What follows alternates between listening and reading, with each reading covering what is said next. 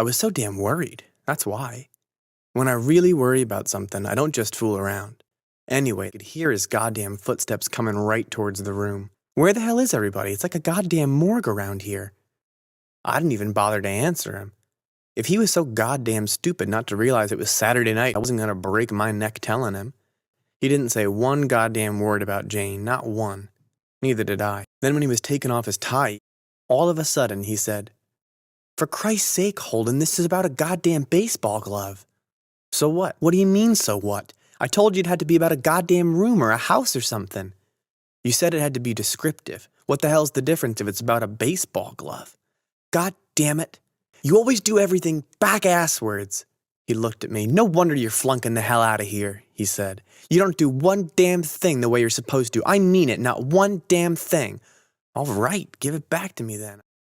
I went over and pulled it right out of his goddamn hand, then I tore it up. "What the hell you do that for?" I didn't even answer him. I just threw the pieces in the wastebasket. Then I laid down on my bed and we both didn't say anything for a long time. He got all undressed down to his shorts and I lay on my bed and lit a cigarette. Finally, I said, "You're back pretty goddamn late if she only signed out for 9:30. Did you make her be late signing in?" He was sitting on the edge of his bed cutting his goddamn toenails when I asked him that. "Couple of minutes," he said. "Who the hell signs out for 9:30 on a Saturday night?" "Did you go to New York?" I said. "You crazy? How the hell could we go to New York if she only signed out for 9:30? "That's tough." "Listen," he said. "If you're gonna smoke in the room, how about going down to the can and do it? You may be getting the hell out of here, but I have to stick around long enough to graduate." I ignored him. I really did. "Did you give her my regards?" I asked him. "Yeah." The hell he did, the bastard. "What did she say?" I said. "Did you ask her if she still keeps all her kings in the back row?" "No, I didn't ask her. What the hell do you think we did all night? Play checkers, for Christ's sake?" "If you didn't go to New York, where'd you go with her?" He was finished cutting his damn toenails, so he got up. "Where'd you go if you didn't go to New York?" "Nowhere. We just sat in the goddamn car." "Whose car?" "Ed Banky's." "Well, what did you do?" I said. "Give her the time in Ed Banky's goddamn car?" My voice was shaking something awful. What a thing to say. "Want me to wash your mouth out with soap?" "Did you?" "That's a professional secret, buddy." This next part I don't remember so hot. All I know is I got up from the bed, and then I tried to sock him. With all my might. All I did was sort of get him on the side of the head or something.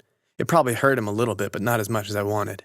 It probably would have hurt him a lot, but I did it with my right hand, and I can't make a good fist with that hand on account of the injury I told you about. Anyway, the next thing I knew, I was on the goddamn floor, and he was sitting on my chest with his face all red. That is, he had his goddamn knees on my chest, and he weighed about a ton. He had hold of my wrists, too, so I couldn't take another sock at him. I'd have killed him. "What the hell's the matter with you?" "Get your lousy knees off my chest," I told him. I was almost bawling, I really was. "Go on, get off of me, you crummy bastard." He wouldn't do it, though. He kept holding onto my wrist, and I kept calling him a son of a bitch and all for around 10 hours. I can hardly even remember what all I said to him. I told him he didn't care if a girl kept all her kings in the back row or not, and the reason he didn't care was because he was a goddamn stupid moron. He hated it when you called him a moron. "Shut up now, Holden," he said with his big, stupid red face. "Just shut up now. You don't even know if her first name is Jane or Jean, you goddamn moron." "Now shut up, Holden, goddammit. I'm warning you," he said. I really had him going. "If you don't shut up, I'm gonna slam you one. Get your dirty, stinking moron knees off my chest. If I let you up, will you keep your mouth shut?" I didn't even answer him.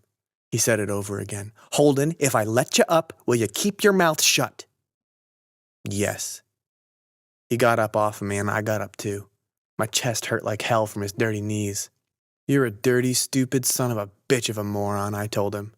That got him really mad. He shook his big, stupid finger in my face. "Holden, goddammit, I'm warning you for the last time. If you don't keep your trap shut, I'm gonna..." "Why should I?" "That's just the trouble with all you morons. You never want to discuss anything. That's the way you can always tell a moron. They never want to discuss anything intelligent." Then he really let one go at me. And the next thing I knew, I was on the goddamn floor again. I don't remember if he'd knocked me out or not, but I don't think so. It's pretty hard to knock a guy out, except in the movies. But my nose was bleeding all over the place.